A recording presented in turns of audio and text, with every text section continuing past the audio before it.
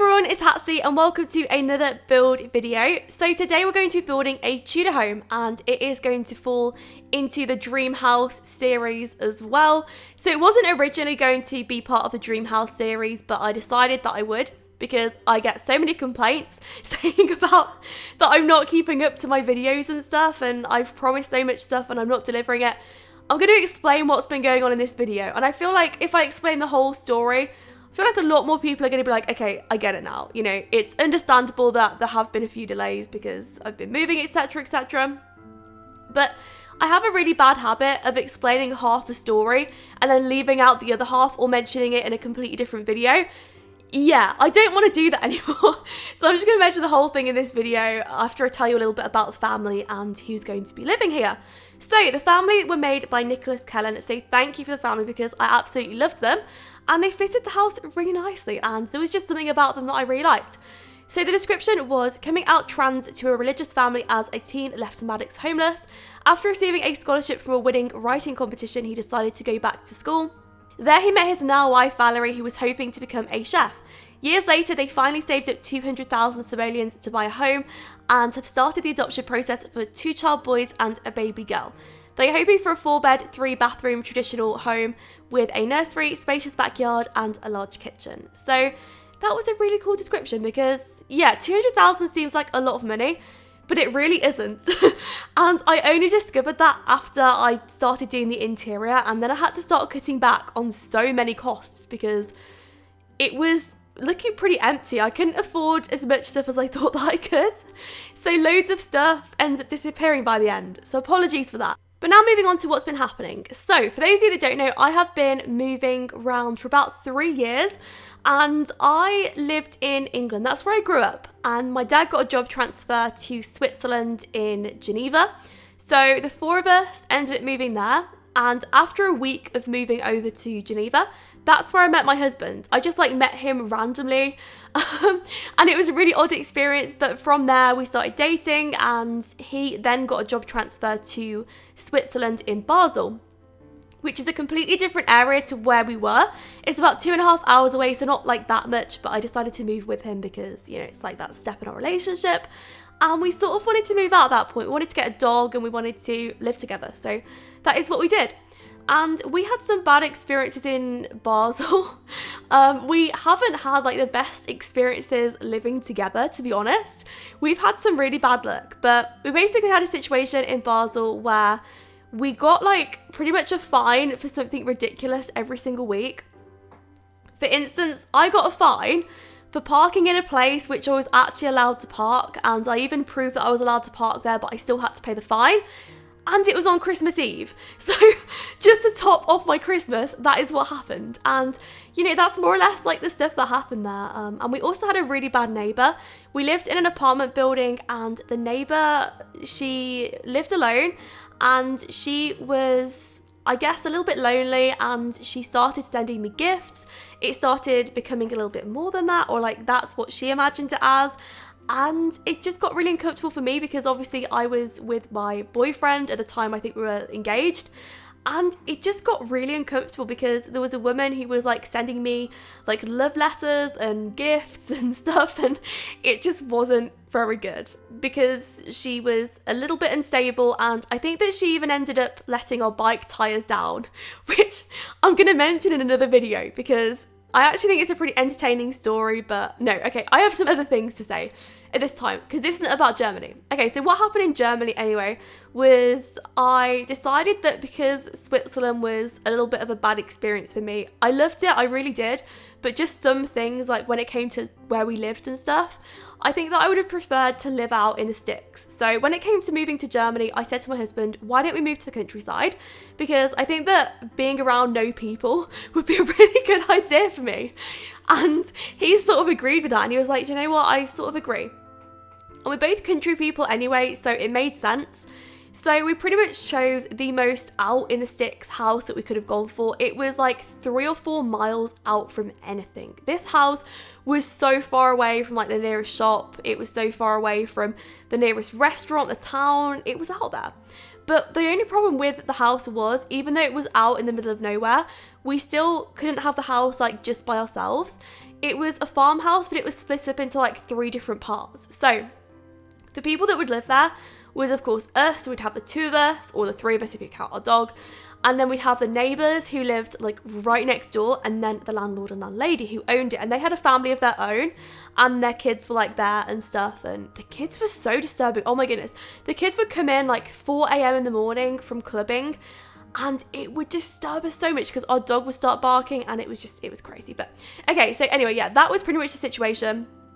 And we all lived just really close to each other in just a very unhealthy distance from each other because it was too unbearably close. And one of my main worries with the house was the fact that it had these big windows, and these windows were massive.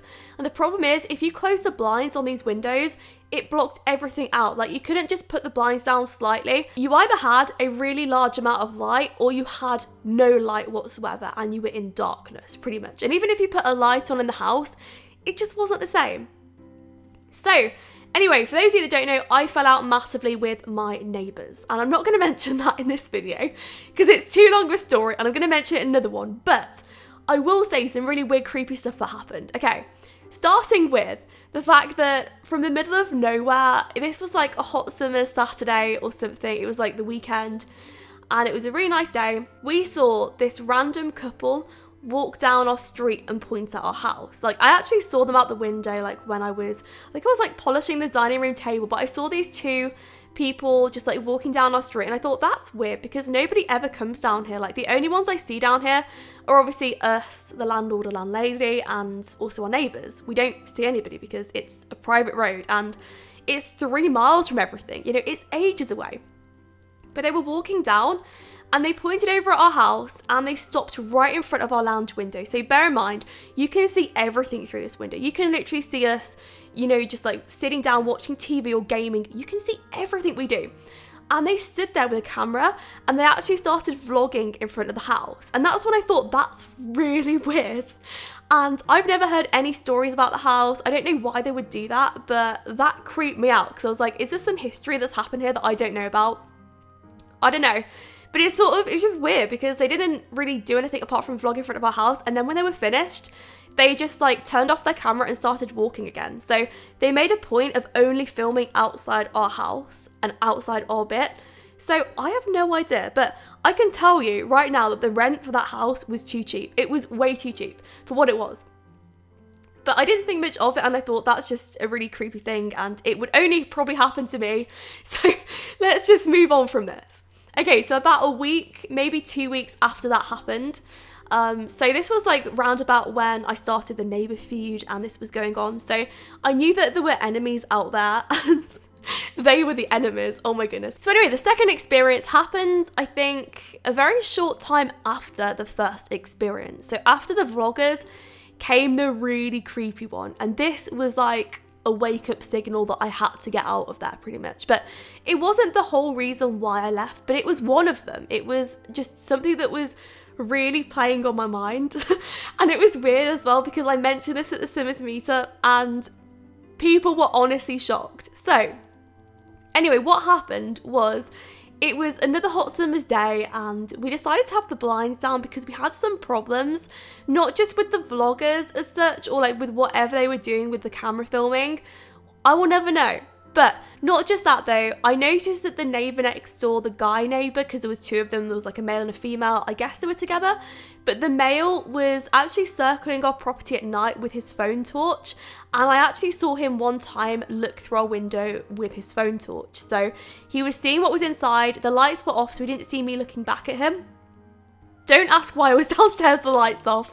I think I was getting myself a drink and then I noticed him at the window and the blinds were open, so I thought after that, I've got to have the blinds down because this is creepy. Okay, so anyway, blinds down. It was like a Saturday or a Sunday. It was another hot day and we were having fun. We were in the lounge and we were gaming. And it's good because we play different games. I was playing The Sims. My husband was playing his Black Desert stuff and we were just having a good time, just generally a good time. And my dog starts barking and barking and I turned round. I didn't turn around like straight away.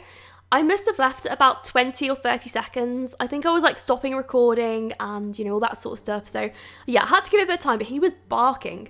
So I turned around to see what he wanted and I saw At the blind, there was around about 65-year-old woman. She was knelt down. She was dressed in complete black, so that made it like 10 times as scary for me. I don't know why. She just reminded me of the woman in black out of that horror film. It was awful. But yeah, anyway, there was this woman. She was knelt down. She lifted up the blinds and she had both her hands against our window. And she was looking through at us at what we were doing.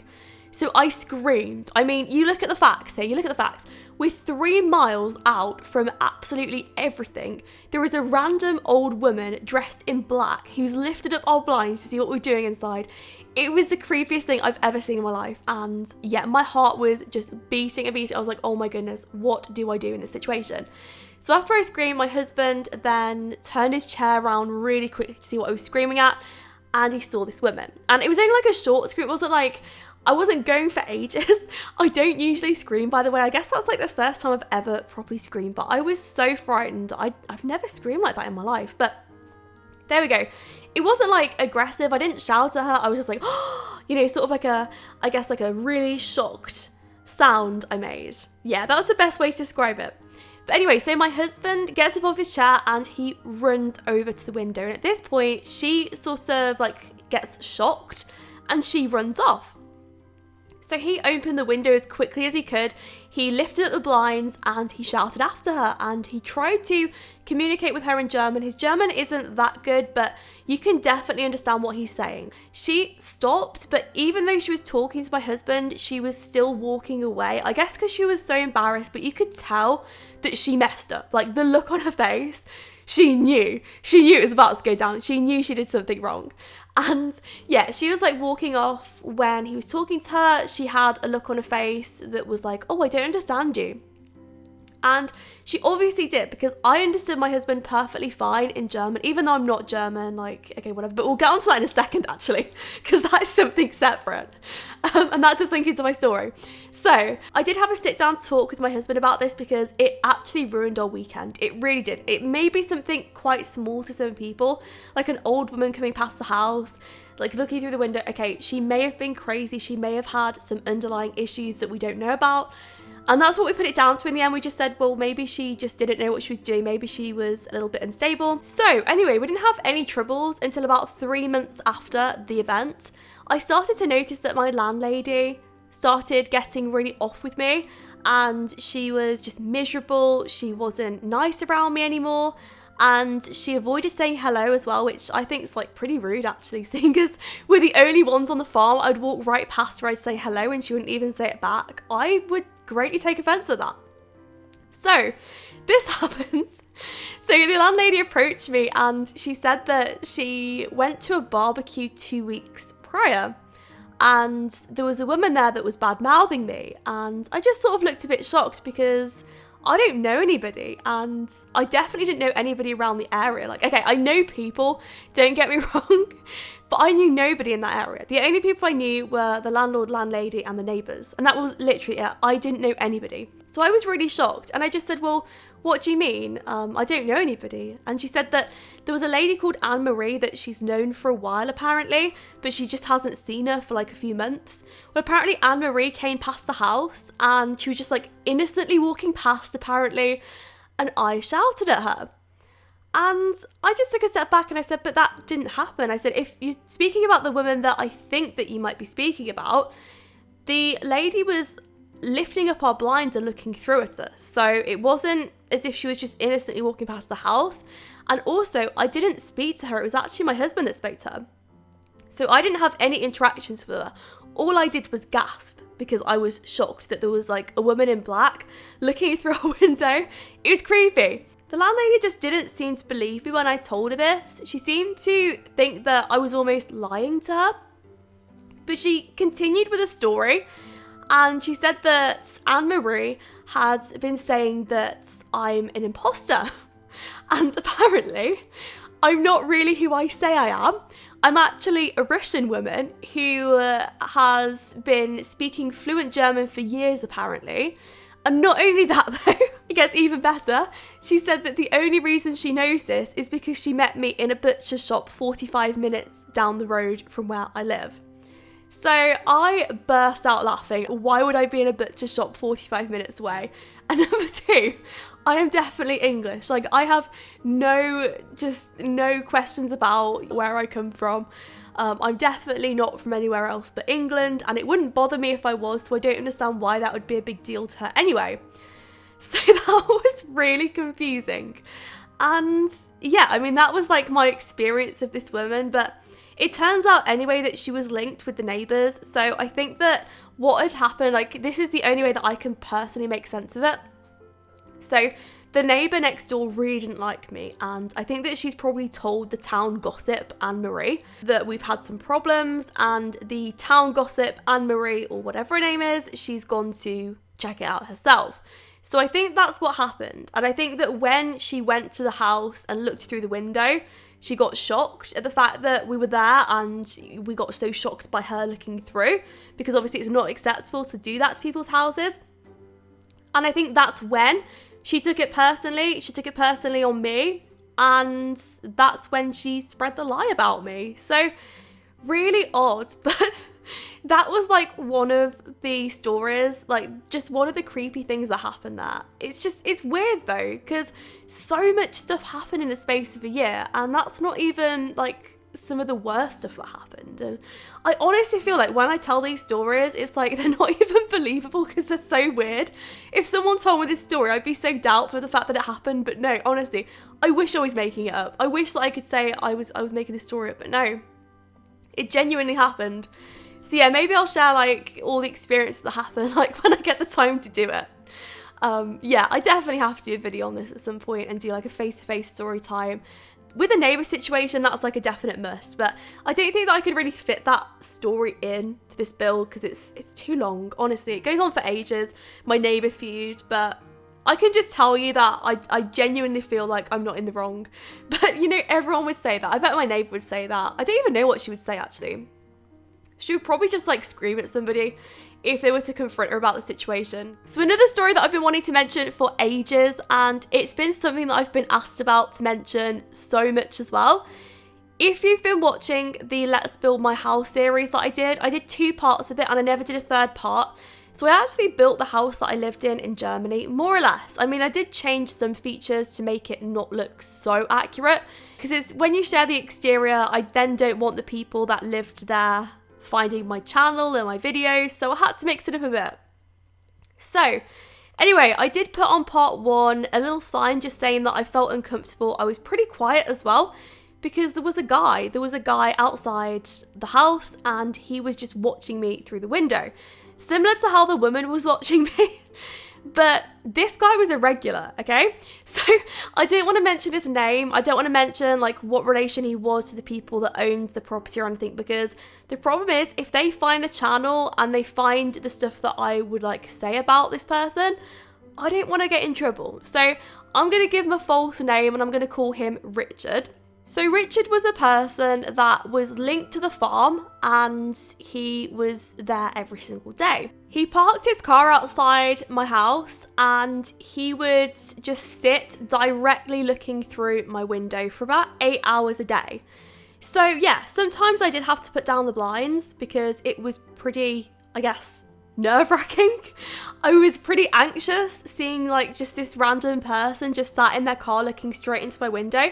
And it wasn't even that he would smile or like, you know, anything like that when he saw me. He would just stare right through me, and it was so incredibly uncomfortable, and I felt really out of place, and it was awful because I knew that my husband was, you know, 30 minutes away and it would take him ages to get home.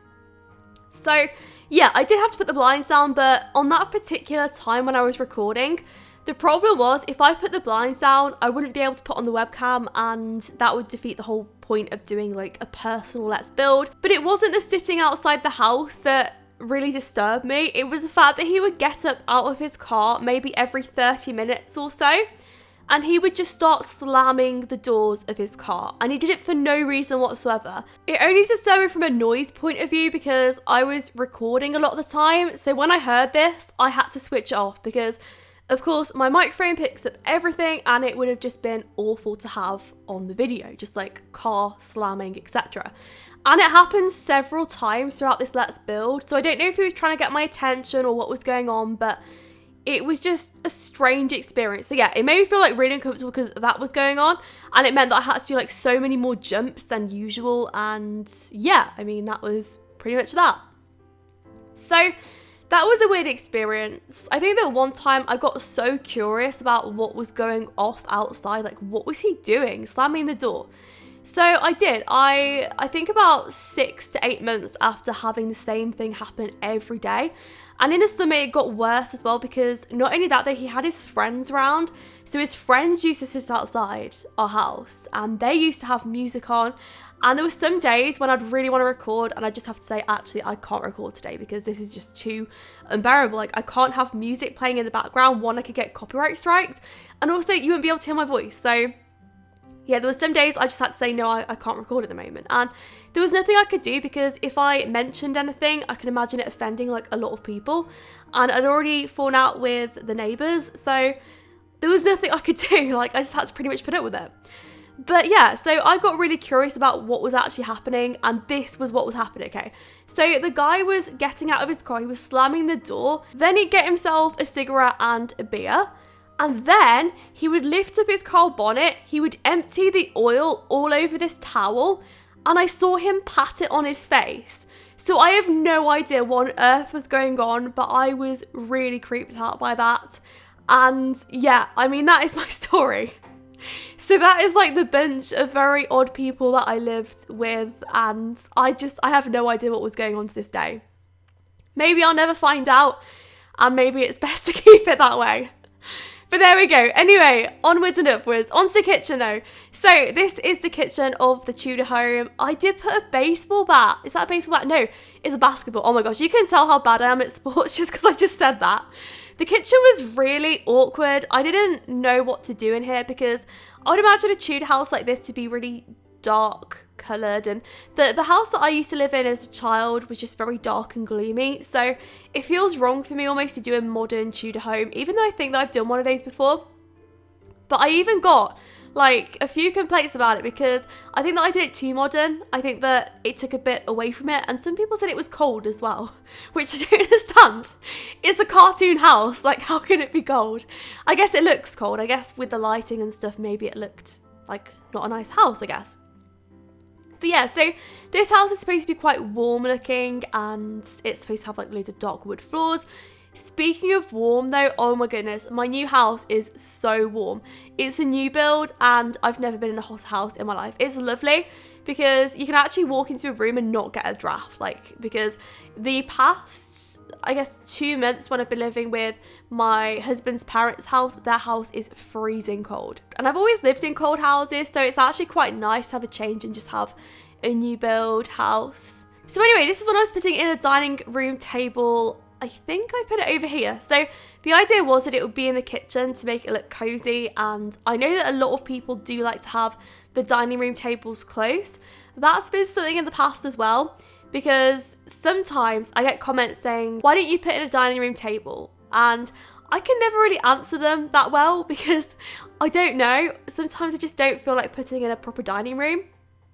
And I guess that with normal modern day houses, do many people have dining rooms? I don't really know. Like, if you live in an apartment, if you live in like a studio flat or something, you're less likely to have a dining room. You're more likely to have maybe a place in the kitchen where you'd sit, but not necessarily for eating in. So I can't remember if this house has one of those, but at least it has like a table for actually sitting at. But yeah, I've been to a lot of houses that you just pretty much have your food either standing up or you sit on a bench and that's it. I never actually ended up using any of the dining rooms that I ever had in my houses. I mean, let me know in the comments, if you have a dining room, do you ever actually use it? Because I swear, I misuse my dining room about once a year, if that. And that's if I have guests, which is rare because I don't tend to have people around the house. I think it's because, like, in the past, you know, living abroad, it's difficult to have guests around and stuff, but I don't know. Also, when I have my friends round, we do just tend to sit at the kitchen table or, you know, wherever it is. But yeah, we do have a few seating places in the new house, but I doubt that we'll use our dining room table. Anyway though, I added a storage cabinet and I was adding some bookcases, which I do later remove, unfortunately.